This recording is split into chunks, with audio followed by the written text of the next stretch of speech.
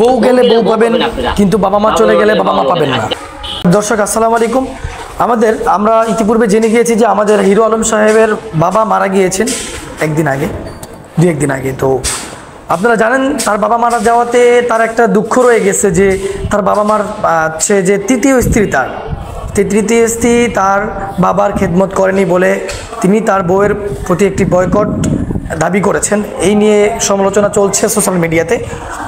তো আমি হিরো আলম সাহেবের পক্ষ নিয়ে কথা বলতে চাই, কারণ আমি এই বিষয়টা অনেক ঘেঁটে দেখেছি যে আসলে বিষয়টা এমন হয়েছে যে আমার কথাটা খুব ভালো লাগছে যে স্ত্রী চলে গেলে স্ত্রী পাবেন, বউ চলে গেলে বউ পাবেন, কিন্তু বাবা মা চলে গেলে বাবা মা পাবেন না।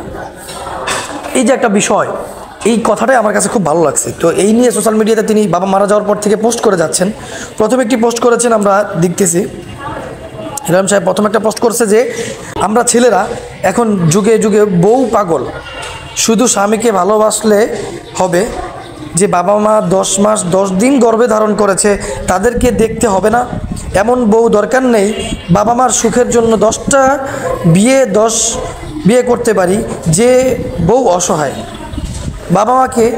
বাবাকে হসপিটালে রেখে বিভিন্ন ছেলেদের নাচ গান করে সেই রকম বউ আমার দরকার নেই। অর্থাৎ হিরো আলম সাহেবের কথা গুছিয়ে বলতে পারেন না যদিও, তো কথাটা এরকম বলছে যে বাবা মা গেলে আমরা বাবা মা পাবো না, আর বউ যদি চলে যায় 10টা বউ আমি বিয়ে করতে পারবো, বাবা মার জন্য 10টা বউ ছাড়তে রাজি, এটা বুঝাইছে কথার ভিতরে।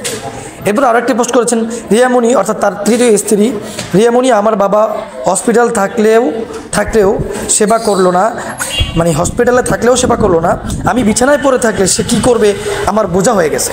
অর্থাৎ আমার বউ হইয়া আমার বাবা মার খেদমত করতে পারলো না, আর আমি যখন বৃদ্ধ হব, আমি যখন অসুস্থ হয়ে যাব, তখন তো সে আমার সেবা করবে না। সুন্দর কথা বলছে। তো হিরো আলম সাহেব আরও পোস্ট করেছেন, মেয়েরা ছেলেদের একটা দোষ দেয়, ছেলেদের চরিত্র খারাপ, তাদের চরিত্র ধরা পড়লে উল্টো আমাদের উপর দোষ দিয়ে বলবে আমরা খারাপ। আসলে হিরো আলম সাহেবের নিয়ে আমরা যদিও অনেক ফানি কথা বলি, তার নিয়ে ফানি ভিডিও বানাই, তো সে কথা বলতে পারে না যদিও, কিন্তু তার এতটুকু বুঝ আছে, সে বাবা মার প্রতি তার একটা ভালোবাসা আছে। আপনি চিন্তা করে দেখেন তার পোস্টের কথাগুলি বা সংবাদ সম্মেলনের যে ভাষ্যকার কথাগুলো অনুযায়ী।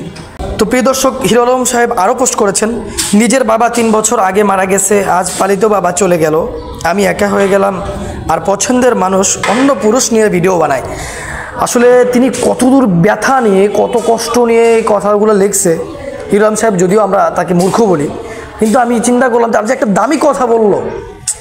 দেখেন যে নিজের বাবা মারা গেল, 3 বছর আগে পালিত বাবা মারা গেল, কিন্তু পছন্দের মানুষ অর্থাৎ তার তৃতীয় স্ত্রী যে বর্তমান রিয়ামণি, সে অন্য পুরুষ নিয়ে ভিডিও বানায়। আসলেই আমি তার পোস্টে দেখেছি সে লাস্ট তার বাবা মারা গেছে, সেই সময়ও সে ভিডিও ছাড়ে, মানে বেহায়াপনার মতো ভিডিও ছেড়ে অন্য পুরুষের সাথে ছাড়ছে। তো এর একটা স্বামীর জন্য খুবই দুঃখনীয় বিষয়। হিরো আলম সাহেবকে ধন্যবাদ এই সমস্ত কথা, উপদেশমূলক ভালো কথা বলার জন্য। এবং সে যে একটা দাবি কথা বলেছে যে বাবা মা গেলে বাবা মা পাবো না, কিন্তু স্ত্রী 10টা ছাড়তে পারবো, স্ত্রী 10টা চলে যাক সমস্যা নাই, আমার 10টা বিয়ে আমি করবো, কিন্তু আমার বাবা মা গেলে আমি বাবা মা পাবো না। আপনাদেরকে এটা একটা সুন্দর একটি মেসেজ দিয়েছে। তো এরপরে আরও একটি পোস্ট কিন্তু তিনি করেছেন, রিয়ামণির বিষয়ে একটা বয়কট ডাক দিয়েছেন। সে বিষয়ে বলেছে যে আমি কালকে কথা বলবো আমার বগুড়া বাসায়, সাংবাদিক ভাইরা সবাই চলে আসবেন দুপুর 12টায়, সে যেহেতু মিডিয়ার সামনে কথা বলেছে। এই নিয়ে একটি বক্তব্য তিনি দিয়েছেন। তো আমি এখন সর্বোপরি একটা কথা বলতে চাই ভাই, আপনাদের উদ্দেশ্য একটি কথা বলতে চাই, আমরা আসলেই আমাদের বউ চলে গেলে আমরা পুরুষ তো বউ পাবো অনেক, কিন্তু আমাদের বাবা মা, জন্মদাতা পিতা বাবা মা যদি চলে যায় আমরা কিন্তু তাদেরকে পাবো না। সেক্ষেত্রে আমি হিরো আলম সাহেবের পক্ষ নিয়ে কথা বলছি।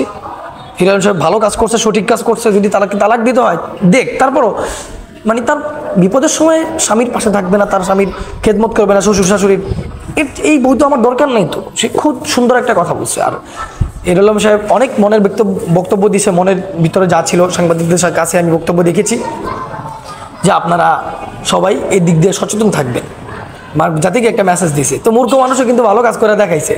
আর আমরা জাতি পারি শুধু ট্রোল করতে মানুষকে নিয়ে, আর আমাদের কোনো কাজ নাই। তো ভালো থাকবেন, সুস্থ থাকবেন। আপনারাই কমেন্ট করে জানাবেন কে দোষী আর কে নির্দোষী।